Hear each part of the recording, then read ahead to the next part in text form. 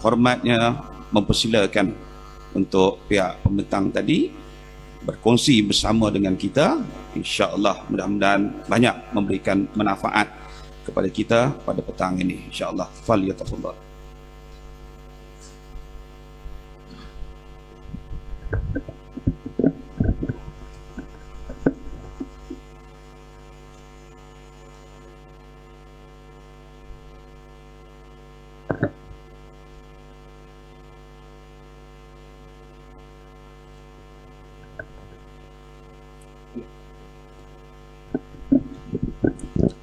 Assalamualaikum warahmatullahi wabarakatuh.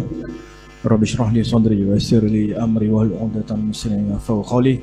Yang dimati tuan pengerusi majlis, para asatizah, alim ulama, guru-guru, saudara-saudara dan rakan-rakan yang ada pada hari ini, terima kasih. Nama saya Muhammad Aswan Nizami alias. Masa ada sejam untuk saya cramkan apa benda yang ada dalam presentation hari ini, taklimat hari ini. Yang 3 jam biasanya, sejam setengah kita cramkan jadi 1 jam sebab ada banyak perkara, tapi masa tak cukup. Saya harap yang mana adik-adik yang di belakang tu kita boleh rapat ke depan sebab kita pakai slide presentation. Dia ada dalam TV tu nanti. Minta tolong technical punya ni tukar ke slide punya ni. Jadi ada banyak benda yang kita nak present ni. Dalam presentation ni, dia masalah dia tulisan dia kecil. Dengan TV mungkin tak nampak nanti. Kalau kita boleh rapat, kita boleh tengok apa keadaannya. Okey, sebelum tu, nama saya Nizam, asal daripada Pulau Pinang. Sebelum ni terlibat dalam gerakan NGO Islam. Dan 5 tahun kebelakangan ni, saya berkhidmat sebagai pengurus R&D di ISIM, termasuk jadi ketua pengarah kepada bahagian kajian strategik di ISIM, Institut Kajian Strategik Islam Malaysia, sebuah institut yang ditutup selepas kerajaan jatuh pada 2018. Ini merupakan satu-satunya agensi Islam daripada 13 agensi.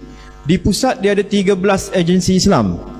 Agensi saya yang ke-13, IKSIM, ditutup lebih kurang, arahan penutupan dia datang seminggu selepas kerajaan jatuh. Tapi alhamdulillah kerajaan yang menjatuhkan tu sekarang ni jatuh kan.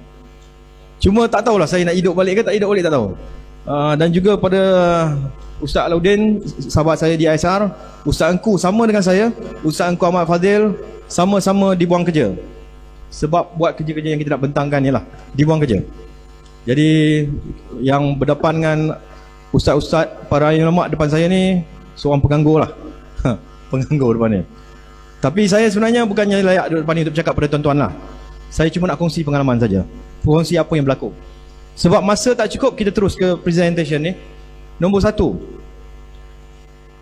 Pada ketika hari ini, bukan setakat hari ini, dah lama, dekat 50 tahun, 40 tahun, mengikut berita yang dimuatkan dalam sebuah portal internet semalam, mereka mengatakan bahawa British telah buat kerja lebih kurang 40 tahun untuk pastikan kuasa dia bersambung kat sini. Tahun 2018, minta tolong pakai slide je. Tak payah ambil muka saya, tak apa kan? Pakai slide je, terus direct. Okey. Pada tahun 2018, Ketua Perisikan Israel, Danny Yatom, dia mengeluarkan satu kenyataan. Dia mengatakan bahawa Israel tidak boleh membuat kerja-kerja perisikan secara jelas dan aktif di negara Malaysia. Dia kata kerana apa? Kerana jauh daripada tempat dia, dan kalau dia masuk campur kat tempat ni, dia akan timbul macam-macam hal. Jadi Israel, dia minta supaya Amerika, kerajaan Amerika, pemerintah Amerika masuk ke Malaysia, buat kerja-kerja perisikan dengan laju, dengan tersusun, untuk pastikan agenda mereka mengawal Malaysia ni ikut kata dan kehendak mereka berjalan. Ini dalam berita tu, dimuatkan dalam Free Malaysia Today. Pada waktu tu juga, tahun 2018, pihak pemerintah Amerika melalui ejen perisikan dia, CIA, mengeluarkan satu iklan, mencari ejen-ejen perisik berbahasa Melayu, yang bercakap bahasa Melayu, fasih bahasa Melayu. Seboleh-bolehnya ejen-ejen ni bergerak dalam gerakan Islam, bergerak dalam sekolah-sekolah pondok, bergerak dalam gerakan-gerakan NGO Islam. Supaya apa? Supaya setiap apa yang kita buat, kita rancang, kita susun, mereka tahu dan mereka boleh buat tindakan-tindakan menggagalkan perkara tersebut. Hari ini Alhamdulillah, saya tengok bila ada istimewa pondok macam ni, sebenarnya ini antara perkara-perkara yang diorang sangat-sangat takut. Sebab kebangkitan Islam tidak pernah bangkit. Di Malaysia ni tak bangkit lama dah. Kebangkitan Islam kat Malaysia tak pernah bangkit sebenarnya. Selepas daripada merdeka tu, dia belajar ada, sekolah ada, kebangkitan tu tak ada. Kerana apa? Kerana ulama-ulama tak sertai kebangkitan tu lagi. Ini yang kita nak seru, ini yang kita nak ajak, ini yang kita nak bawa sekali supaya kita sama-sama dapat fikir. Generasi ulama yang baru lahir ni, generasi ulama yang ada pada ketika ni, kita nak bersama-sama, kita bergerak bersama-sama, membuat satu pemikiran yang sama secara strategik untuk atasi masalah-masalah ni. Ini pada 2018 mereka menjadi ejen perisik bahasa Melayu.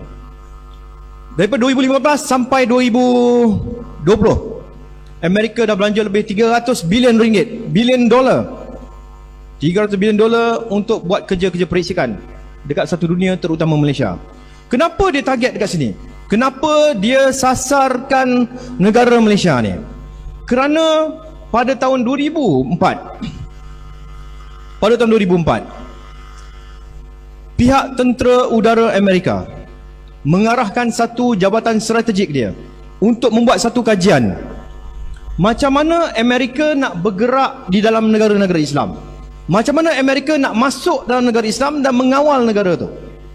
Kajian tu dibuat pada 2004, diterbitkan oleh RAND Corporation. Ini kertas kajian dia. Apa dia kata?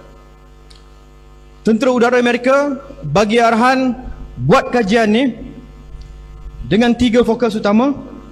Nombor 1, kenal pasti dekat semua negara Islam yang ada kat dunia ni apa bentuk ideologi dan mazhab-mazhab yang ada kat situ. Selepas tahu apa mazhab yang ada kat situ, apa pegangan yang ada kat situ, kaji rekahan dia. Kumpulan mana yang bergaduh dengan kumpulan mana? Kumpulan A bergaduh dengan kumpulan B. Pastikan kita tahu. Bila dia tahu benda tu, dia akan pastikan kumpulan satu lagi, dia akan bagi duit, bagi bantuan strategik, bagi bantuan teknikal, dia latih, dia bawa pergi ke Amerika, buat dan sebagainya, balik ke negara ni balik, bergaduh, hancur. Kesatuan Islam hancur. Itu dalam kajian dia. Dan dia suruh buat perancangan jangka panjang macam mana nak hancurkan kesatuan orang Islam dekat semua negara Islam. Dalam kertas yang sama, dia mengatakan bahawa orang-orang Arab ni, orang Arab yang ada dekat dunia ni, orang Islam, orang Arab ni cuma 20% saja dia kata. Dia kata jangan pedulilah tentang orang Arab ni. Kebangkitan takkan berlaku di tanah Arab, dia kata. Takkan berlaku di Timur Tengah. Ini kertas kajian daripada pihak Amerika sendiri. Bila pagi tadi Ustaz Mokhtar Sunik, Batu Ustaz Nik Amar pun tadi dia ada cakap tadi bahawa semua bangsa dalam dunia dah diberi pilihan, diberi peluang untuk memimpin Islam di peringkat dunia tu. Bangsa Kurdis dah, bangsa Arab dah, bangsa-bangsa lain dah, cuma bangsa Melayu belum lagi. Dia kata mungkin satu hari nanti, silap-silap, mungkin dalam percaturan yang kita tengok sekarang ni, kemungkinan besar bangsa Melayu ni akan bangkit dan membawa gerakan Islam ni sampai ke pesada dunia, insya-Allah. Bukan kita saja percaya tentang benda tu, pihak Amerika pun percaya tentang benda yang sama. Ini dalam kertas kajian dia yang bahagian merah yang bawah tu. Kalau kita tengok bahagian merah yang bawah tu, dalam kertas tu yang ditulis pada 2004, dia kata kebangkitan Islam tidak akan berlaku di Timur Tengah, tapi kebangkitan Islam akan berlaku di Asia Tenggara. Asia Tenggara ni ada 3 je negara Islam. Nombor 1 Malaysia, nombor 2 Brunei, nombor 3 Indonesia. Jadi salah satu daripada negara ni akan terlibat atau ketiga-tiga ni sekali bergabung membangkitkan semangat Islam dan Islam akan bangkit dari sini. Bukan kita kata. Kertas kajian pihak RAND Corporation ni. Lalu mereka buat macam-macam strategi. Macam-macam benda lah. Dia bawa masuk ke Malaysia ni, dia buat masuk-masuk macam-macam fahaman, dia cuba nafikan 1100 tahun sejarah kita ni sebagai sebuah negara Islam. Bila merdeka pada 1957, Habis merdeka 1597, negara ni semua negeri bergabung. Kita jadi sebuah negara yang dikenai Persekutuan Tanah Melayu. 1963 kita jadi negara Malaysia. Ini perkara 3 satu dalam Perlembagaan Persekutuan. Kita pun ada perlembagaan. Dalam perlembagaan menyatakan jelas negara ni negara Islam. Ramai yang tak tahu tentang benda ni. Bila ramai tak tahu negara ini negara Islam, maka kita serahkan kepada orang bukan Islam untuk tentukan siapa negara ni, apa negara ni. Pihak bukan Islam, dia kata negara ini bukan negara Islam. Kita kata negara Islam. Perlembagaan kata negara Islam. Tapi dia kata negara ini bukan negara Islam. Dia kata negara ini negara sekular. Sedangkan jelas kat perkara 3 ni, Islam ialah agama bagi persekutuan, agama bagi negara ni. Yang di-Pertuan Agong, perkara 371, bersumpah. Saya tak tukar gambar Agong lagi. Berapa kali dah minta maaf, tak tukar lagi. Yang di-Pertuan Agong, setiap kali mana-mana Agong nak masuk, jadi yang di-Pertuan Agong dilantik, dia perlu bersumpah. Angkat sumpah. Ini sumpah dia. Kami Sultan Muhammad Kelima yang di-Pertuan Agong bagi Malaysia bersumpah dengan melafazkan wallahi wa billahi wa tallahi, dan lagi kami berikrar mengaku dengan sesungguh dan dengan sebenarnya memelihara pada setiap masa agama Islam. Dengar dengan jelas, semua orang boleh dapat dengar yang di-Pertuan Agong bila dia bersumpah pegang jawatan tu, first kali dia kena buat, dia sumpah dengan nama Allah. Wallahi wa billahi wa tallahi. Dengan nama Allah dia bersumpah bahawa dia perlu memelihara Islam pada setiap masa. Bila-bila masa sekalipun dalam negara ni mesti pastikan Islam terbela, Islam terjaga, institusi Islam tidak dipinggirkan. Seharusnya institusi pondok ni mendapat bantuan penuh daripada kerajaan. Sepatutnya, sebab ini negara Islam. Perkara 12 dalam perlembagaan membenarkan negara ni menggunakan wang negara untuk membiayai institusi-institusi Islam. Itu hak kita dalam perlembagaan. Sekolah lain tak ada, vernacular tak ada hak, sekolah agama lain tak ada hak. Yang ada hak dalam perlembagaan perkara 12 tu institusi Islam saja. Jadi kita ada hak untuk minta, kita ada hak untuk tuntut. Tapi selama ni kita tak menuntut, ataupun kita tuntut tak dilayan. Tapi kali ni Allah dah bagi satu peluang lagi. Peluang kedua selepas kerajaan lepas dijatuhkan. Dah jatuh tertiarap sampai melampau-lampau puak bukan Islam ni. Menghina Nabi, buat macam-macam hal, meruntuhkan institusi-institusi Islam. Satu persatu kuasa yang ada pada tangan orang Islam, kuasa ekonomi, diruntuhkan satu persatu. Tapi Allah dah bagi peluang kedua kepada kita. Kalau kita ulangi kesilapan yang lampau lagi, kita masih membiarkan institusi Islam ni terpinggir, isu umat Islam terpinggir, maka tak tahulah berapa kali Allah nak beri peluang. Kalau jatuh sekali lagi habis kita. Di Suruhanjaya Pilihan Raya, sebelum kerajaan jatuh baru ni, mereka telah mencadangkan 15 cadangan reformasi sistem pilihan raya yang dia nak buat tak lama lagi. Tak silap saya dalam bulan 8 atau bulan 9 dia akan bentang. 15 cadangan. Cadangan tu kalau dibuat, dilaksanakan, sistem pilihan raya yang ada dekat Malaysia ni akan berubah. Dan orang Melayu Islam tak akan dapat negara ni sampai bila. Kalau benda tu berjalan 4-5 bulan lagi saja. Alhamdulillah benda tu berjaya dihalang. Warga Cina dibenarkan masuk negara ni sampai 3-4 tahun. Nak buat apa? Visa ada sampai 3-4 tahun. Mana ada visa sampai macam tu? Dan benda-benda tu sedang dirancang, dilaksanakan. Alhamdulillah Allah bantu lagi. Bila masuk COVID-19, itu satu rahmat terselindung. Walau tu pun penyakit, tetapi dengan benda macam tu terhalanglah kemasukan-kemasukan yang ramai tu. Kita tak nampak kerja-kerja Allah ni. Allah bantu kita. Doa para ulama, kita tak tahu siapa punya doa makbul sampai terbalik kerajaan tu. Jadi kita terus berdoa, terus bercakap dan sebagainya. Masalah dia bila negara ni negara Islam, ada pihak-pihak yang cuba bawa masuk, macam saya cerita tadi tu. Bila kerajaan Amerika disuruh kaji fahaman-fahaman yang ada, banyak fahaman yang ada. Ini fahaman-fahaman pelik yang mereka sedang sokong oleh pihak Amerika. Fahaman Syiah masuk, fahaman pelampau evangelis, pelampau Kristian masuk, fahaman LGBT masuk, fahaman pluralisme agama. Semua ni ada, dibiayai, dibantu dan dibenarkan bergerak fahaman-fahaman ni. Ini jumlah kumpulan-kumpulan mereka yang ada dekat Malaysia ni. Lebih kurang 2,000 NGO. 1,000 kita sempat kaji. Semasa saya di IKSIM dulu, kita sempat kaji lebih kurang 1,000 NGO yang bergerak untuk melanggar kita sebagai umat Islam kat sini. 1,000 yang sempat dikaji. Ada lagi 1,000 tak sempat sebab kena pecat, kena buang kerja.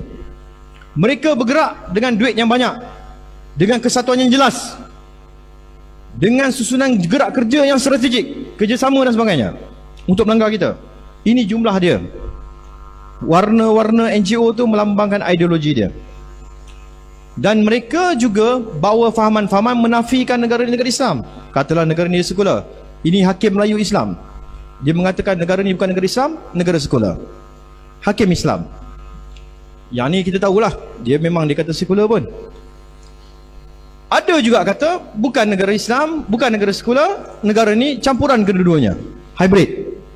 Ada juga kata negara ni ialah negara sekular tapi Islam. Macam orang ni, Lim Teck Gee ni. Ciri negara sekular Islam, tuan-tuan boleh tengok dalam ni lah. Kalau nak pergi baca dalam ni satu persatu panjang, balik rumah ada masa sempat baca. Antara ciri dia, negara ni dia iktiraf Islam, duduk negara ni, tapi Islam macam mana yang dia mau? Dia ada 4 ciri dalam ni. Salah satu ciri dia, Islam yang mesti menerima golongan LGBT tu, orientasi seksual tu. Kalau kata dia nak jadi maknya, benarkan dia jadi maknya. Itu negara Islam yang dia mau. Islam yang terbuka, Islam yang memberi ruang kebebasan kepada orang. Ciri-ciri ada 4 kat sini. Okey. Bukan setakat dia biayai benda tu, kumpulan-kumpulan Islam dalam negara ni seperti IRF ni, dia bawa masuk macam-macam fahaman sesat pula dalam Malaysia. Contoh dia yang ni, satu video ni saya nak tunjuk, yang kita pantau, yang dah kita cuba ambil tindakan pada 2017. Seorang tokoh daripada Indonesia bawa masuk ke Malaysia. Kita ada dengar sebelum ni yang kata fahaman Islam berpecah, ada yang bid'ah itulah bid'ah dan sebagainya. Sekarang ni dia bawa masuk satu fahaman daripada Indonesia masuk ke Malaysia, menafikan Quran yang ada pada hari ini ialah Quran yang sama dengan Quran yang ada pada Lauh Mahfuz tu. Boleh faham kan? Quran yang kita baca hari ini, selalunya orang petikai, kumpulan-kumpulan sesat ni kebanyakannya dia petikai tafsir dengan terjemahan Quran. Ini satu bentuk kesesatan baru pula dia bawa masuk, import ke Malaysia. Ni dekat Malaysia ni, bawa masuk tokoh ni, dia bukan pertikaikan terjemahan tu, dia bukan pertikaikan tafsir Quran tu, dia pertikaikan Quran tu sendiri. Dia kata macam mana kita nak tahu Quran yang ada pada tangan kita pada hari ini ialah sebuah Quran yang sama dengan Quran yang ada di Lauh Mahfuz. Tanya saya pun saya tak tahu nak cek kan. Kita percaya, kita yakin memang Al-Quran tak terjelas. Allah ada janji dalam Quran, takkan ada kebengkokan dalam Quran tu. Tapi dia tak percaya benda tu. Dia kata Quran daripada Lauh Mahfuz turun ke langit pertama, itu proses dia malaikat yang bawa. Bila malaikat bawa, dia tak ada penyimpangan, dia tak ada kebengkokan, dia tak ada tokok tambah, sebab malaikat bawa. Malaikat dia tak buat silap. Tapi bila malaikat sampai kepada Rasulullah SAW, Quran tu dah masuk satu proses yang dinamakan proses manusia. Bila masuk kepada manusia, manusia ni pelupa, dia kata. Bukan setakat pelupa, nak turun ke bawah lagi sampai ke generasi kita ni, berapa ramai, berapa ribu pelupa dah ada dalam tu. Dia kata takkan Quran tu boleh maintain Quran yang sama macam mana Jibril bawa itu. Ini hujah dia. Ini pikiran gila. Kalau anda baca, assume that alif itu ditambah, anda baca la bukan sebagai negation, tapi dengan pendek, maka menjadi lamu taukid. Maka ayat ini bisa kita baca seperti begini: Qul ya ayyuhal kafirun la a'budu ma ta'bud. Jadi artinya, wahai orang-orang kafir, saya sebenarnya menyembah yang kamu sembah, dan kamu pun menyembah yang saya sembah, dan kemudian seterusnya. Kendati demikian, kendati kita menyembah Tuhan yang sama, silakan kamu mengimani agamamu dan saya mengimani agama saya. Dan bacaan seperti ini secara ide, ya, secara idea, secara konseptual, ini dikonfirmasi dengan ayat Al-Quran yang lain. Apa dia kata tu? Dia kata dalam surah Al-Kafirun, bacaan yang kita baca sekarang ni, Bismillahirrahmanirrahim, Qul ya ayyuhal kafirun la a'budu ma ta'budun. Dia kata la penafian tu, lam alif penafian tu sebenarnya tak ada, dia kata. Alif tu ditambah oleh manusia. Dia kata sepatutnya baca Qul ya ayyuhal kafirun la a'budu ma ta'budun. Daripada la a'budu ma ta'budun jadi la a'budu ma ta'budun. Daripada kami tidak menyembah apa yang kamu sembah, jadi kami sembah apa yang kamu sembah. Nah, ini fahaman yang dibawa masuk ke sini atas kerja-kerja yang kami buat ni, memantau gerakan-gerakan ni dan mengambil tindakan menghantar kepada pihak berkuasa untuk diambil tindakan ke atas orang ni. Maka bila kerajaan jatuh pada 2018 hari itu, tempat saya yang buat kerja pemantauan ni ditutup sebab dia nak supaya benda ni terus tersebar, rosakkan pemikiran masyarakat. Budak-budak muda dalam negara ni ramai yang sesat ikut kumpulan-kumpulan ni. Lebih kurang 300 program dah diorang buat. 300 lebih program sejak 2012. Kita pantau setiap program ni sehinggalah kita dibuang kerja. Bukan satu, dia ada banyak bentuk kesesatan yang dibawa. Salah satu daripada ini yang terbaru 2019. Apabila pengasas dan pengarah urusan dia, pengurusi dia, orang Pulau Pinang macam saya juga, dalam satu pertemuan bersama sebuah NGO daripada Amerika. NGO tu datang ke Kuala Lumpur, bertanya tentang perancangan mereka untuk tahun-tahun seterusnya. Salah satu perancangan yang dibentang pada 2019 baru ni 5-6 bulan lepas, dia kata kita nak ubah satu perkataan dalam perlembagaan tu. Perkataan dalam jadual ke-9 senarai 2 tu. Dalam perlembagaan dia ada satu ayat di dalam perlembagaan tu memberi punca kuasa kepada kewujudan undang-undang syariah dalam Malaysia ni. Undang-undang nak wujud dalam Malaysia, dia mesti ada punca kuasa. Punca kuasa tu datang daripada perlembagaan. Punca kuasa kepada undang-undang syariah ada dalam senarai 2 jadual 9 tu. Di situ ada satu ayat. Dia nak ubah ayat tu. Kalau berjaya ubah ayat tu, ini semasa mereka pegang kerajaan. NGO ni memberi cadangan semasa mereka pegang kerajaan. Kalau ubah ayat tu dalam perlembagaan, secara automatik diluluskan dalam perlembagaan pada waktu tu, dalam parlimen waktu tu. Parlimen lulus saja, maka dalam satu saat selepas parlimen luluskan perubahan perkataan tu, seluruh sistem syariah yang ada dalam Malaysia ni runtuh pada ketika tu juga. Jabatan Kehakiman Syariah runtuh, hakim-hakim syariah runtuh, sistem hukum syariah runtuh. Kita tak payah bercakap tentang undang-undang hudud, kita tak payah bercakap tentang undang-undang Islam, sebab semua tu dah tak ada dah, punca kuasa tu hilang dengan satu saat tu je. Dan ini perancangan yang dibentang. Mereka nak hapuskan terus undang-undang syariah daripada muka bumi ni, muka bumi Malaysia ni.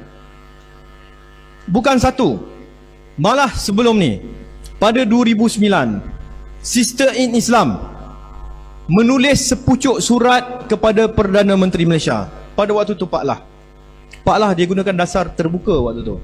Masa zaman dia lah banyak benda-benda pelik ni masuk, sebab dia guna dasar terbuka, dengar bagi pandangan dan sebagainya. Maka datanglah puak-puak ni menulis surat.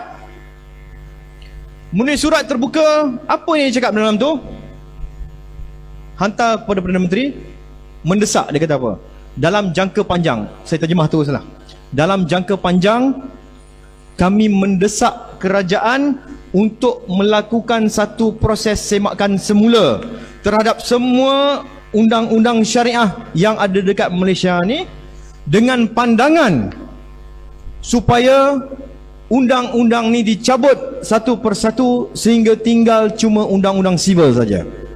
Dia ulang sekali lagi kenyataan ni pada 2016 dalam tulisan dia dalam The Star, bulan Januari tak silap saya. Dia ulang. Dia kata, kalau boleh negara ni nak buat apa saja dalam negara ni, nak buat apa saja polisi dalam negara ni, tolonglah jangan rujuk kepada Islam. Sikit-sikit nak kena rujuk Islam, sikit-sikit nak rujuk Islam tu, Islam ni. Dia kata tak payah rujuk dah. Ini kenyataan yang keluar daripada orang Islam bernama Islam sendiri. Baru-baru ni mereka menyaman kerajaan negeri Selangor. Menyaman, bukan kerajaan negeri Selangor, menyaman MAIS, Majlis Agama Islam Negeri Selangor, atas alasan dia nak saman pasal pentadbiran Islam Negeri Selangor, Mahkamah Persekutuan tu, untuk Seksyen 66 ni, ini nama pentadbiran Islam Selangor. Ini satu lagi percubaan. Bukan setakat kumpulan tu. Tadi kumpulan wanita Islam saman kerajaan untuk runtuhkan sistem syariah tu. Ini kumpulan maknyah. Maknyah ni kumpulan Pondai lah sini. Sini sebut Pondai lah. Kalau kampung saya Ponen, Penang, sebut Pondai. Sini sebut Pondai, tak silap saya. Maknyah kan. Okay. Maknyah ni kena tangkap di Negeri Sembilan. Kesalahan dia lelaki, pakai baju perempuan, pakai kebaya lah, pakai baju perempuan tu, pergi ke satu tempat dan mereka kena tangkap. Ikut Undang-Undang Syariah Negeri Sembilan, Seksyen 66 juga. Seksyen 66 Enakmen Jenayah Syariah Negeri Sembilan, siapa saja lelaki yang pakai macam perempuan, dia boleh kena tangkap dan dihukum. Maka maknyah tu kena tangkap. Tak sempat kita hukum dia dalam mahkamah. Apa dia buat? Kita tangkap maknyah tu, kita nak pergi charge dia dalam mahkamah. Last kali yang pergi tangkap tu masuk mahkamah. Kita yang tangkap dia, kita kena charge dalam mahkamah. Dia saman kita. Ketua Pendakwa Syar'i Negeri Sembilan diheret masuk mahkamah. Pejabat Agama Negeri Sembilan diheret masuk mahkamah. Kerajaan Negeri Sembilan diheret masuk mahkamah. Kerana apa? Kumpulan maknyah ni saman mereka sebab menghalang mereka pakai baju perempuan tu. Dia kata undang-undang apa ni, dia kata ini undang-undang yang menindas hak asasi dia sebagai manusia untuk pakai pakaian wanita tu. Saman masuk mahkamah tinggi, kita menang. Tapi maknyah-maknyah ni tak puas hati. Dia kata apa? Itu ayat dia, saya baca sebab kecil sangat tu nak baca pun. Dia bantah keputusan hakim tu. Dia kata apa? Kami terkejut dengan keputusan hakim kerana beliau terlalu banyak merujuk teks-teks Islam dalam tu, dan mereka tak puas hati. Dia kata jangan rujuk teks Islam dalam tu, tak mau. Dia pergi merayu dekat mahkamah rayuan. Masa merayu kat mahkamah rayuan tu, mahkamah tinggi kita menang. Pergi mahkamah rayuan, dia menang. Hakim yang buat keputusan tu hakim Islam. Hakim nama tu Hishamuddin Yunus, Muhammad Hishamuddin Yunus yang awal tadi tu. Dia kata apa? Undang-undang Seksyen 66 Enakmen Jenayah Syariah Negeri Sembilan tu ialah sebuah seksyen undang-undang yang tak selari dengan perlembagaan, kerana ia melanggar hak asasi golongan macam ni untuk pakai sebagai wanita. Maka dia bagi kemenangan pada puak-puak tu. Masa dia orang menang tu, itu gambar dekat situ kalau kita tengok yang menjerit-jerit menang tu semua tu, itu semua maknyah tu, yang perempuan tu. Bukan lelaki tu, bukan perempuan betul, maknyah. Dia menang, dia terkejut. Dia menang, kita pun terkejut. Dua-dua terkejut. Dia terkejut, dia menang, kita terkejut, kita kata. Tapi merayu peringkat Mahkamah Persekutuan, alhamdulillah kita menang balik kes tu. Ini semasa mereka dekat Mahkamah Persekutuan. Kalau tengok dia orang,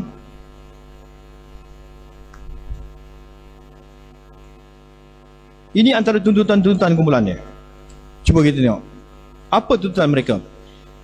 Ini jenis-jenis tuntutan yang mereka dah bawa sampai ke Geneva, ke PBB. Banyak benda. 2009, 2013, 2016, 2018 di bawah Komando. Ini kumpulan hak asasi wanita tuntut beberapa perkara, bawa sampai ke kerajaan kita dan pergi ke Geneva, PBB. Ini tuntutan kumpulan LGBT. Yang bertatu tu tak apa, tu lelaki tu, bukan perempuan. Tu aurat lelaki tu. Tu lelaki. Dia maknyah. Mereka buat tuntutan supaya hak-hak mereka mesti dihormati. Ini laporan-laporan mereka ke PBB, Pertubuhan Bangsa Bersatu. Ini antara tuntutan yang mereka buat. Saya ringkaskan. Perkara 31, Islam sebagai agama negara. Mereka kata jangan tekankan. Dia kata negara sekular. Sumpah Yang di-Pertuan Agong, dia kata itu untuk upacara rasmi saja, tak terlibat dalam pentadbiran negara dan sebagainya. Lepas tu antara perkara lagi dituntut dekat situ ialah perkara 82 ni. Di bawah perkara 8, apa golongan perempuan ni, wanita ni, dan apa golongan maknyah ni minta sampai ke PBB tu. Nombor 1 dia kata minta haramkan poligami. Kahwin 2, 3, 4 tak boleh. Dia minta batalkan benda tu, jangan benarkan. Itu dituntut sampai PBB. Nombor 2 dia minta supaya dia, para wanita Islam, diberikan hak hak untuk menceraikan suami dia. Hak untuk talak suami. Itu bahaya tu. Kalau kata telefon tak angkat pun silap-silap tarak 40 kan. Kalau kata bagi hak macam tu, bahaya. Dia minta hak tu.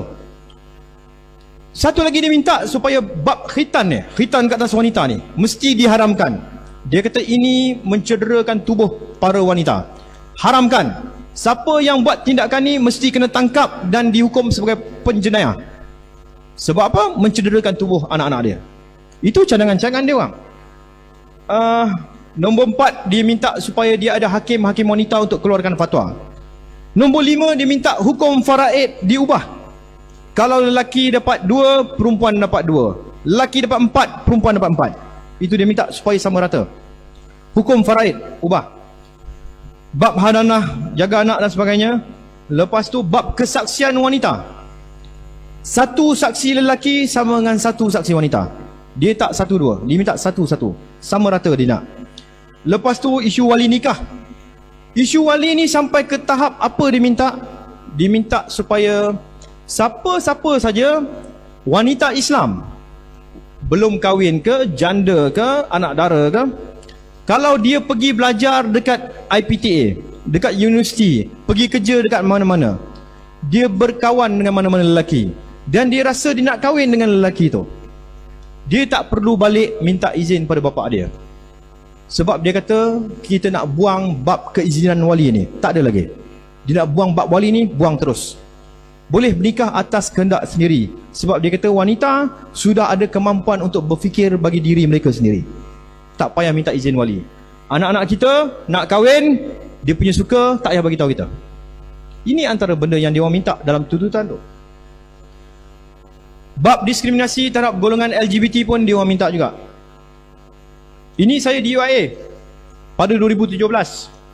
Bila bentang, bayangkan di UIA ni, Universiti Islam Antarabangsa Malaysia, saya bentang satu kertas kerja dekat dewan tu, semua pelajar Islam. Background pelajaran daripada bidang pondok, sekolah agama dan sebagainya. Kertas kerja yang saya bentang di UIA pada hari itu ialah tajuk Gerakan LGBT. Tengah-tengah bentang ada 4 orang ni, budak student UIA juga. Dia kata apa? Dia angkat tangan tengah saya present. Dia kata, Cik Nizam, boleh saya tanya soalan? Saya kata, tanyalah soalan. Budak perempuan yang pakai tudung tu, yang hujung tu, hujung sekali, pakai tudung dalam kotak kuning tu, dia tanya soalan apa? Cik Nizam, apa masalah orang Islam ni dengan LGBT macam kami ni? Boleh faham soalan tu kan? Faham kan? Apa masalah orang Islam dengan golongan LGBT macam kami ni? Saya terkejut dekat situ sebab yang bertanya soalan tu kepada saya ialah seorang perempuan student Universiti Islam, pakai tudung dalam dewan kuliah tu. Soalan dia macam tu. Bertembunglah dalam tu 4 orang ni. Jadi sesi pembentangan jadi sesi debat pula. Itu tanya ni, itu tanya tu, itu tanya ni, itu tanya tu. 300 orang dalam dewan. Semua background pendidikan agama. Ramai daripada pondok, ramai daripada tahfiz, ramai daripada sekolah agama. Saya buka ruang kepada kumpulan ni, kepada kumpulan student Melayu Islam datang bidang pengajian agama untuk menjawab kumpulan ni. Seorang pun tak berani jawab. Seorang pun tak berani cakap tidak, tak betul, salah, hukum dia macam ni. Tak ada. Saya nampak kita dah bermasalah dah kat sini. Sebab yang sepatutnya mempertahankan Islam ialah generasi anak-anak muda yang belajar agama, yang akan keluar tak lama lagi daripada IPT ni. Tapi kalau dia diam, kalau dia senyap, kebenaran ada dengan diri dia, kebenaran itu tak dikeluarkan, maka kebatilan itulah akan menguasai ruang kat luar tu. Dan itulah yang berlaku pada hari ini. Itulah yang berlaku pada hari ini. Semalam saya bawa kereta, saya dengar radio BFM. Salah seorang pada tu ialah salah seorang tokoh, nama dia Dr. Narimah. Dia cerita tentang bagaimana mereka cuba memperkenalkan subjek pendidikan seks dekat sekolah. Dia cerita macam mana seorang Ustaz Jakim tegur dia. Ustaz Jakim tegur dia, dia kata nak buat pendidikan seks boleh dekat sekolah, tetapi saya nak Dr. Narimah masukkan satu perkataan ni. Dia kata perkataan ni bermaksud, dia kata masukkan ayat ni, dan pastikan juga anak-anak kita tidak mendekati zina dalam pendidikan tu. Jangan berzina dan jangan dekati zina. Lepas tu dijawab oleh perempuan ni, dia kata, okey ustaz orang yang pandai. Ustaz nak kata benda ni, tolong ustaz senaraikan kepada saya satu persatu apa bentuk perbuatan mendekati zina atau apa dia. Saya nak ustaz senaraikan satu persatu kepada saya, baru saya nak masukkan. Apakah saya sekarang ni, dia cakap tu, ini dalam interview radio semalam, dia kata, apakah saya yang tak pakai tudung ni pun mendekati zina juga? Saya nak ustaz jawab benda tu. Bila perempuan ni tanya bertubi-tubi kepada ustaz yang ada tanggungjawab untuk tegur pasukan ni, ustaz tu terkedu, ustaz tu terdiam. Jawapan ustaz tu kata, you ni pandai sangat lah, susah I nak jawab dengan you pandai sangat, tak apalah, jadi macam tu. Lalu dilanggar terus, dia nak buat juga benda tu. Sebab apa?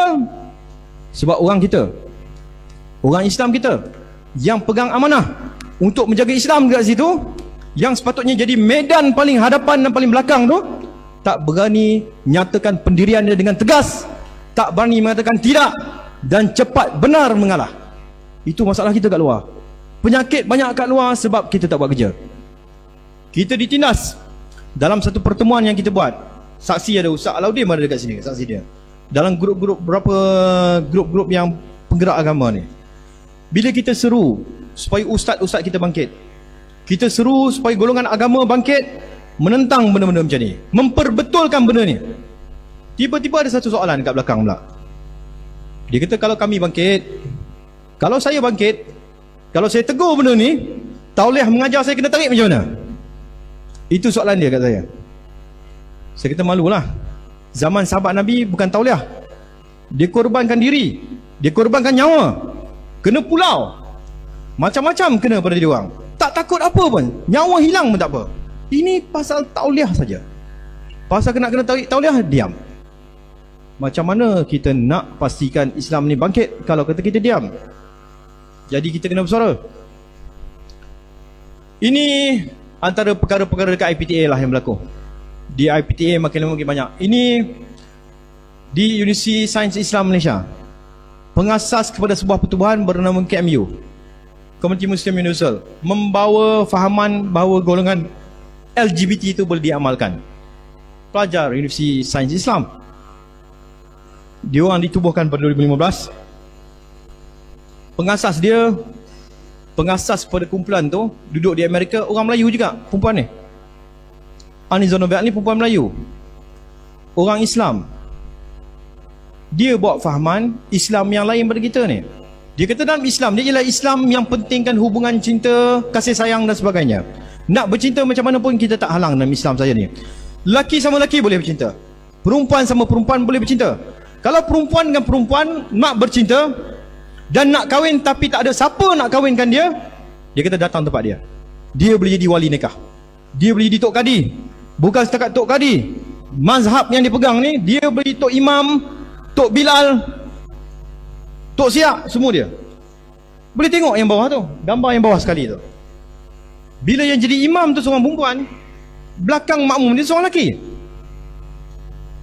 Ini tokoh pemikir yang dia orang ikut. Aminah Wadud ni bekas pensyarah UIA dulu, kontraknya tak disambung.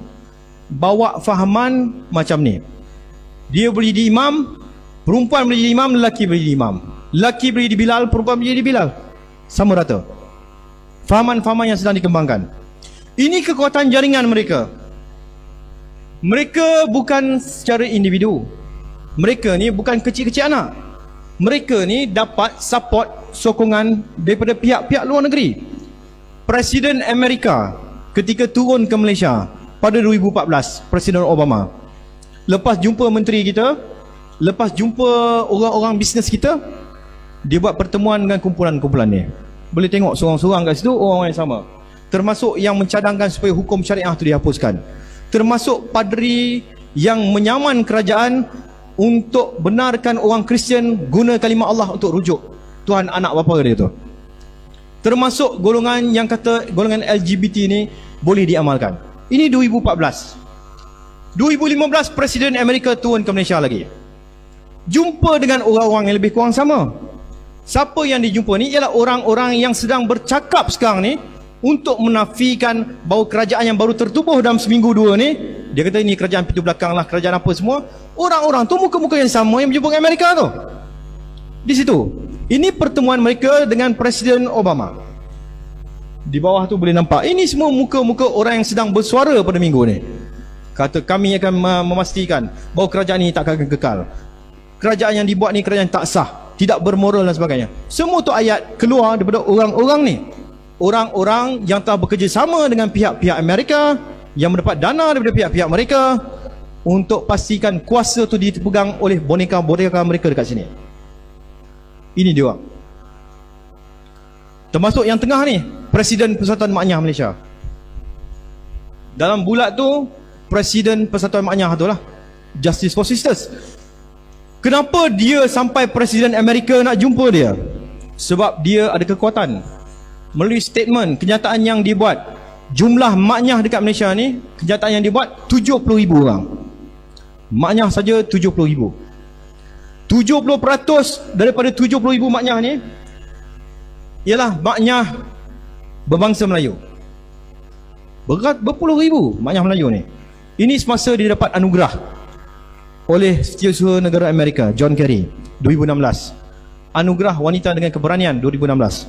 Bukan wanita pun. Amerika buat satu hari yang dinamakan sebagai Hari Nisyayub. Kita ni ada hari raya, hari kebangsaan. Di Amerika ada Hari Nisyayub. Sambut dia, angkat dia, lambung dia sampai tahap macam tu. Bagi award, bagi anugerah dan sebagainya kepada dia. Ini pun dapat anugerah. Semua orang kenal dia. Ini pun dapat anugerah. Sistem Islam, kerajaan Perancis bagi anugerah pada dia. Tadi kerajaan Amerika bagi anugerah. Ini kerajaan Amerika bagi anugerah pada Amiga. Ini United Nation, PBB bagi anugerah pada dia. Anugerah demi anugerah ni diberi ialah supaya komuniti antarabangsa menyokong dia orang ni. Kalau jadi apa-apa pada dia, kerajaan ambil tindakan ke atas dia, kerajaan tangkap dia di atas undang-undang sedia ada, maka tekanan-tekanan antarabangsa akan dihalakan kepada negara ni. Siapa yang nak backup negara ni? Siapa yang nak bantu bersuara untuk negara kalau kata bukan kita? Kita nak buat benda yang baik. Bila buat benda baik, menghalang benda-benda buruk, maka kita kena tindakan dan tekanan daripada puak-puak ni. Cynthia Gabriel, dia kata nak panggil saya ni agensi air pun tak apa. Award lagi, anugerah lagi, dapat anugerah lagi. Masalah dia sekarang itu generasi lepas. Generasi liberal lepas tu, mereka ni dia bukan background agama kebanyakannya, background pendidikan sekular.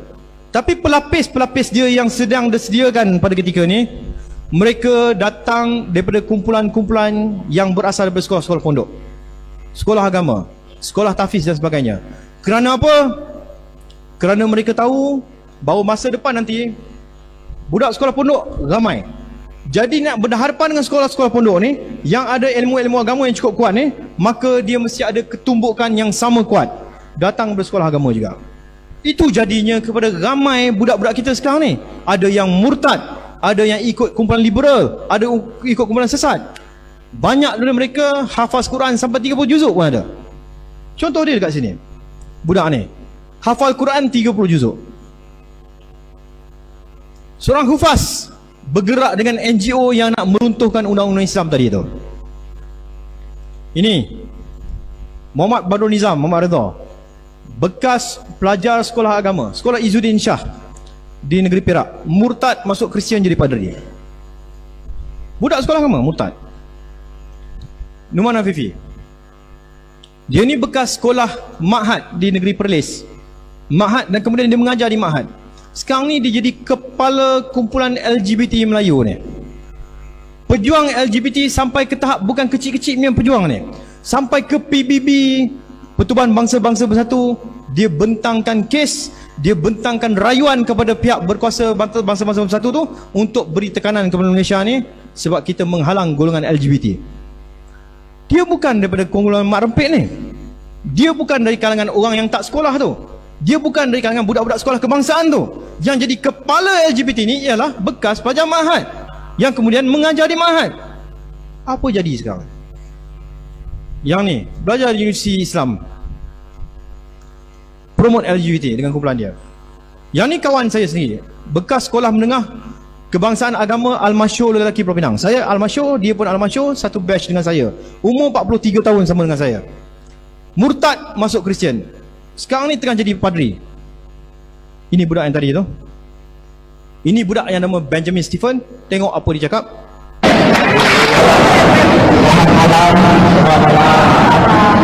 Assalamualaikum.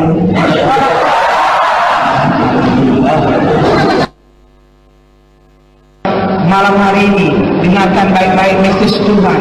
Saya membawa 3 mesej supaya kerajaan Tuhan dimuliakan, supaya nama Tuhan ditinggikan, dan supaya kerajaan setan iblis dikalahkan. Amin.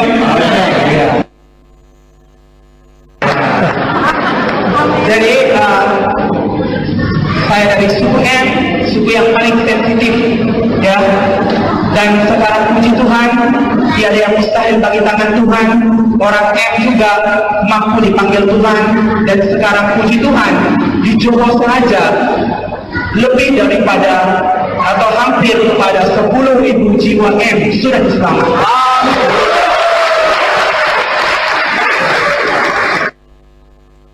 Itu dia. Dia mengatakan benda tu, dia bercakap di sebuah gereja di Sarawak. Cakap dia macam Indonesia, tapi dia budak Perak. Dia bekas pelajar sekolah Izzuddin Shah tu. Murtad masuk Kristian jadi padri. Ini kawan saya sendiri. Murtad berkahwin dengan isteri dia murtad dulu. Kemudian isteri dia ajak dia murtad, dia tak mau murtad lagi. Bincang punya bincang, sebab isteri dia ugut, pisah. Berpisah. Kalau kata tak mau ikut dia, berpisah. Last kali dia ambil satu keputusan, dia dengan 5 orang anak dia murtadkan 5 anak dia. Dengan dia sekali murtad, dengan bini dia murtad, 7 orang serang dekat Australia. Murtad masuk Kristian, tengah belajar nak balik ke sini jadi padri. Budak sekolah agama, kawan saya sendiri. Bukan kawan-kawan ni, kawan sendiri.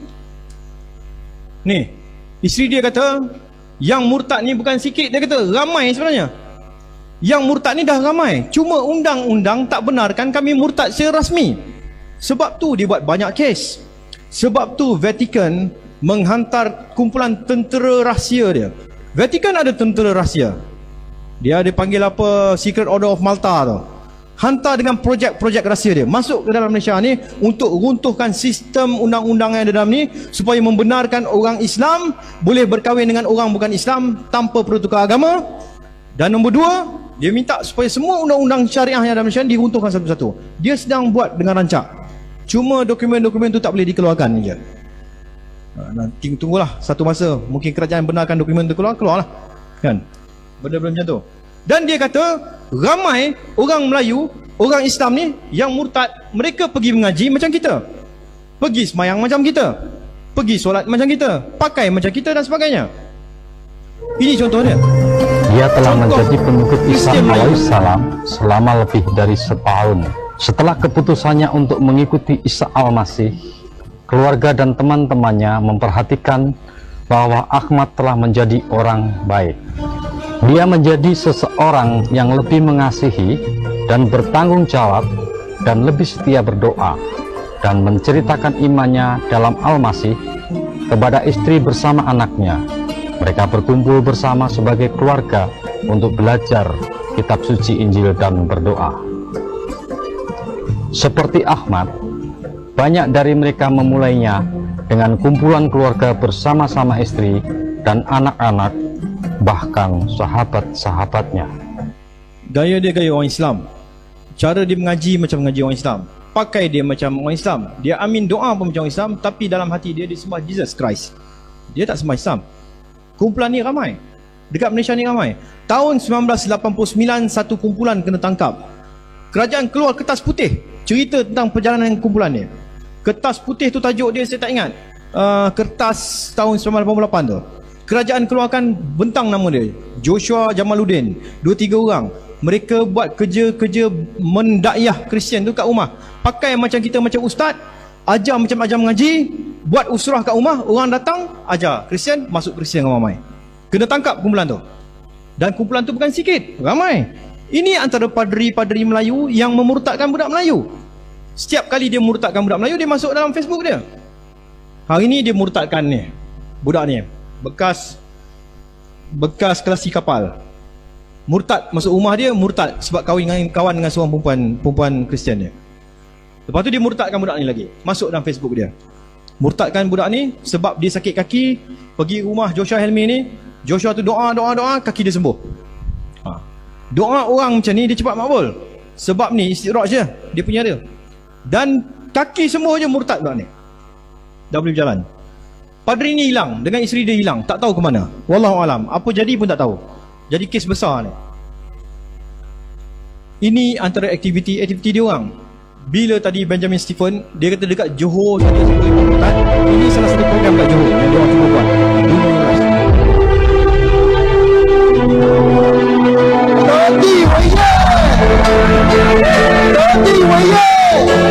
是神在对中后在说话。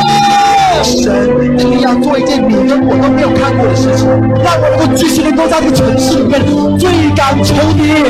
Akan keluar revivalis yang belum pernah dimiliki oleh Johor. I'm waking up the giant of Asia, Malaysian church. 今天Johor baru ada。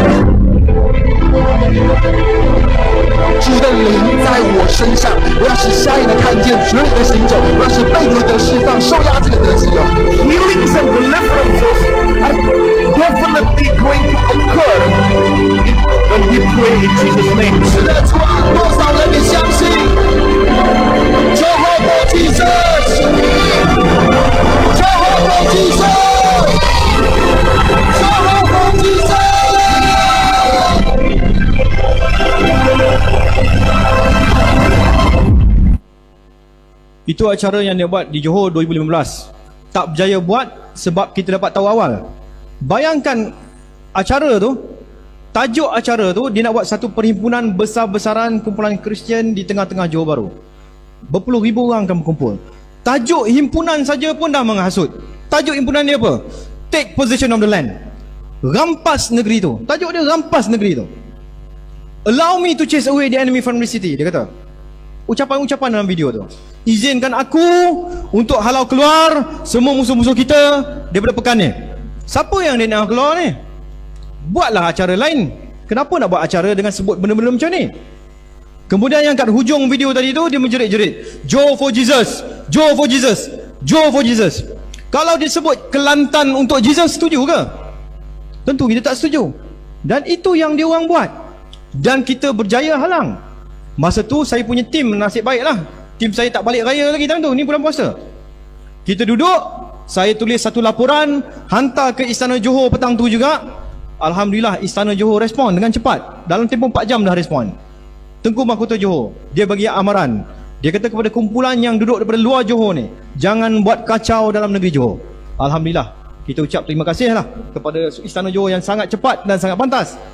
Tapi kumpulan ni dia punya cerdik dia tak buat tempat terbuka, dia pergi buat tempat tertutup pula. Dan dia orang ni tak pernah berhenti, tak pernah stop sampai hari ni. Ini dia gunakan tekanan-tekanan antarabangsa.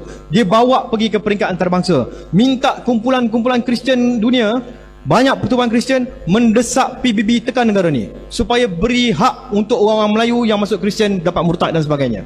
Ini mereka dekat PBB. The Zohar statement is delivered on behalf of ADF International, the World Evangelical Alliance, and the Ethics and Religious Liberty Commission of the Southern Baptist Convention.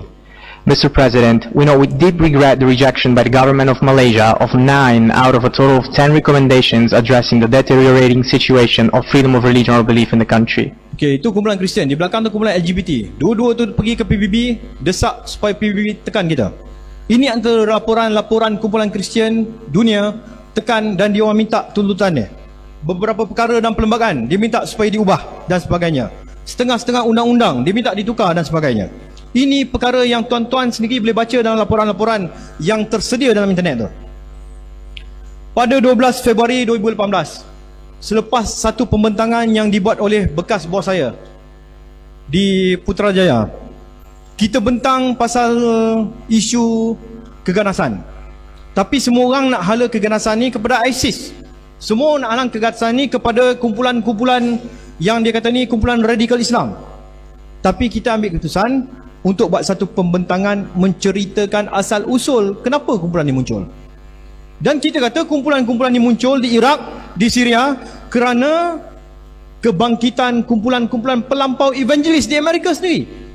Bila kita bentang benda tu dekat Putrajaya, kedutaan Amerika dia rasa benda tu dia tak puas hati. Dia jemput, nak datang ke office, kita tak nak jumpa dia dekat office. Kita pergi jumpa dia kat salah satu tempat kedai makan di Putrajaya. Saya, bekas bos saya dengan seorang lagi pegawai jumpa dia, bersembang-sembang dengan dia. Dia cakap lembut, tetapi dia kata kami mendapat banyak laporan daripada kumpulan-kumpulan NGO bukan Islam yang kerja-kerja kamu buat ni menjejaskan mereka. Dia kata macam tu, lembut. Dia kata kamu perlu beri hak kepada mereka untuk bercakap dan sebagainya, untuk buat aktiviti dan sebagainya. Kita kata kepada dia tak ada masalah, nak buat aktiviti tak ada masalah, tapi jangan sampai buat aktiviti nak menggulingkan negara, nak tukar negara ni jadi negara Kristian dan sebagainya. Itu tak boleh. Nak buat aktiviti agama dia punya pasal. Lepas tu dia kata kumpulan-kumpulan yang kata nak ubah negara ni negara Islam ke negara Kristian, benda tu tak wujud. Kumpulan pelampau evangelis yang nak menggulingkan pemerintahan tu tak wujud, dia kata. Tak ada. Lalu kita kata balik pada dia. Kita cakap pada dia, takkan kami nak bentang benda-benda yang tak ada bukti? Takkan kami nak bentang benda-benda yang tak ada dokumen untuk kita support, sokong dan sebagainya?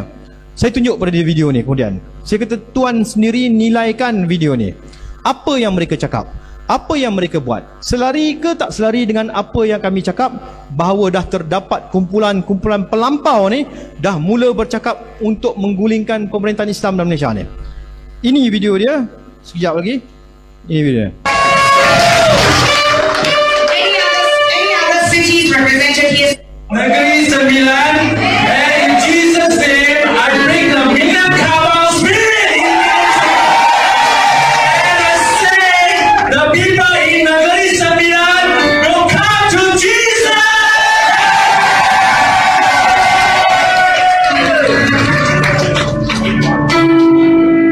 I need your hands. We raise our hand. Because when we raise the hand, we're going to win the war. The war has started. And now I represent Johor. Johor is joining the army of God. And Johor is going to rise up. And we're going to fight. And we're going to win. And Jesus is going to join. And Jesus is our King, our Lord. And we're going to fight until the end. Until Malaysia, we win. We win over the enemy.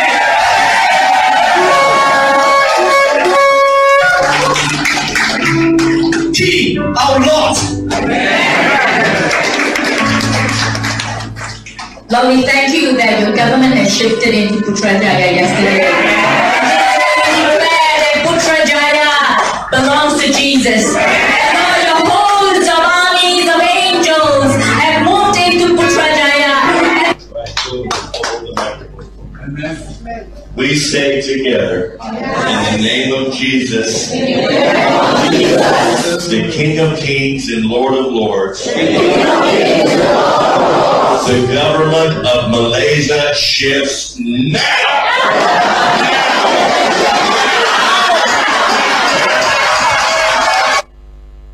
Okey, video tu dibuat di Sabah. Mereka kumpulan-kumpulan daripada negeri-negeri, daripada Pulau Pinang, daripada Johor, daripada Negeri Sembilan. Kumpulan-kumpulan negeri ini berkumpul untuk buat satu upacara angkat sumpah. Bai'ah dengan ketua dia. Ketua dia siapa? Yang ni. Yang datang untuk berbai'ah dengan siapa? Penasihat agama kepada Presiden Trump. Turun Malaysia pergi Sabah. Buat upacara bai'ah. Bai'ah untuk apa? Untuk pastikan setiap satu negeri ini meruntuhkan pemerintahan Islam dalam negeri masing-masing. Runtuh ganti dengan Jesus. Runtuh ganti dengan Jesus sampai ke tahap macam mana? Sampai ke tahap Malaysia itu sendiri akan berubah menjadi sebuah negeri Kristian. Kita tunjuk kepada dia. Kita tunjuk kepada pegawai kedutaan Amerika tu. Kita tanya kepada dia. Okey, tengok video ni. Apa you kata sekarang? Kalau you nak kata benda ni mengamalkan agama dengan aman damai, itu tidak. Ini tahap nak meruntuhkan negara. Ini melanggar undang-undang yang ada. Ini melanggar batasan-batasan dan perlembagaan persekutuan tu. Tak boleh. Dia diam, dia gelak. Dia gelak, dia kata saya minta maaf, benda-benda ni saya tak tahu. Saya kata takkan you tak tahu kan? You Amerika, you CIA, you mesti tahu. Ini penasihat agama Presiden Trump. Penasihat agama Presiden Amerika datang menghasut dalam negara kita ni. Menghasut untuk menggulingkan pemerintahan Islam dalam negara ni. Takkan you tak tahu? Jadi bila kami cakap benda tu, benda ni sangat-sangat bahaya. Ini satu. Ini kumpulan pelampau evangelis. Ada banyak kumpulan lagi yang tengah bergerak. Sasaran dia tahun 2030 Malaysia ni akan menjadi sebuah republik sekular tak lama lagi. Kita dah buat macam-macam benda. Kita dah pergi jumpa polis. Kita dah bentang kepada pasukan perisikan tentera. Kita dah bentang kepada MEIO, Perisikan Malaysia tu. Kita dah bentang kepada menteri. Kita dah bentang kepada menteri kabinet. Kita dah bentang kepada agensi-agensi strategik. Laporan-laporan polis kita dah buat semuanya. Tetapi pada waktu tu, dalam kerajaan lepas yang jatuh sebelum ni, tindakan tak diambil. Kerana apa? Alasan yang selalu diberikan kepada kita pada waktu tu ialah sabar sekejap, tunggu sekejap, pilihan raya dah dekat, tak boleh nak buat benda ni, nanti orang Kristian marah, nanti puak-puak liberal ni marah, orang tak mau undi kita dan sebagainya. Jatuh negara. Ni Allah dah bagi peluang kedua. Allah dah bagi peluang kedua, takkan kita nak buat silap yang sama lagi. Jadi kita kena susun betul-betul. Tapi masalahnya pula dengan golongan-golongan politik ni ialah mereka ni bergerak di atas undi. Mereka ni bergerak di atas suara rakyat yang ramai. Kalau tak ada suara yang bersuara tentang benda-benda macam ni, maka dia tak nak bergerak. Kerana itulah kita nak supaya semua orang kita bercakap tentang benda ni. Minta bagi desakan. Kalau kata semua orang Islam, 16 juta orang Islam dalam negara ni, kata 3 juta orang saja bersuara, pasti dia akan ambil tindakan. Sebab politik ni dia bergerak atas nombor. Lagi ramai, lagi dia takut untuk bertindak. Jadi kita kena bersuara, kita kena bercakap, kita kena berusaha, kita kena susun strategi dan sebagainya.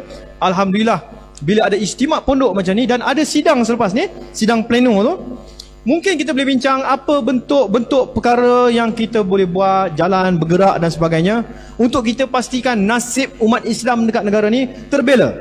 Nasib golongan-golongan orang Islam, golongan pondok, golongan pelajar-pelajar pondok akan dibentuk sebagai satu kuasa yang menjadi kuasa pendesak, supaya undang-undang dihormati, supaya perlembagaan tu tak ada orang langgar.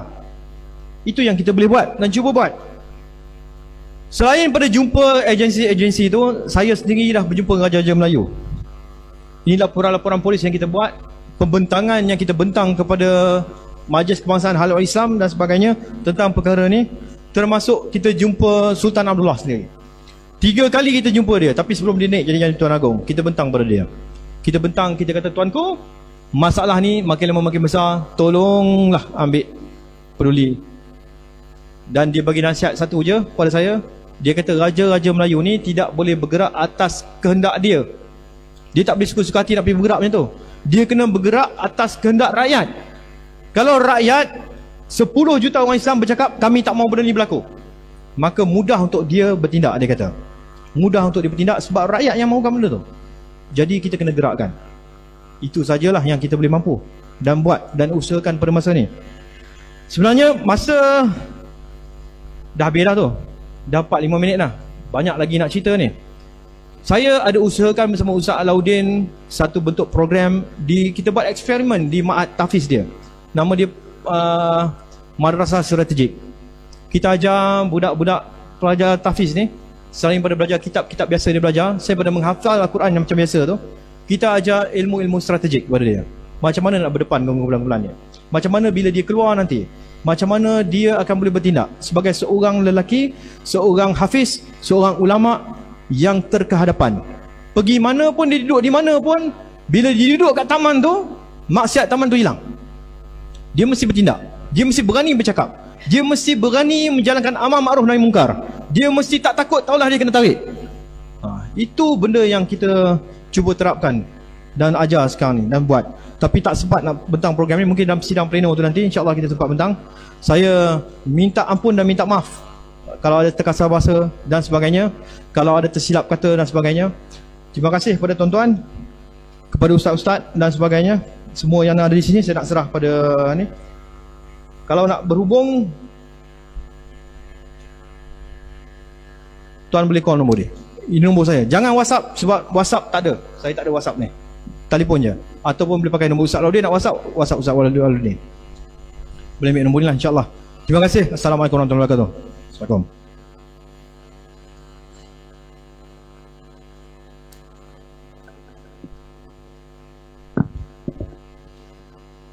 Jadi alhamdulillah, terima kasih kita ucapkan kepada yang berbahagia kita sebut Ustaz Muhammad Aswanizam bin Alias yang telah pun berkongsi dengan kita tentang perkara-perkara yang berlaku pada hari ini, yang mana alhamdulillah kita bersyukur kepada Allah SWT, mereka tidak dapat meneruskan kerajaan mereka, dan kerajaan mereka diruntuhkan sendiri oleh kerajaan mereka, ketua mereka, dan mereka dapat bertapak hanya 21 bulan. Jadi jangan kita menganggap perkara ini satu perkara yang remeh bagi kita, kerana serangan-serangan ini dilakukan begitu tersusun.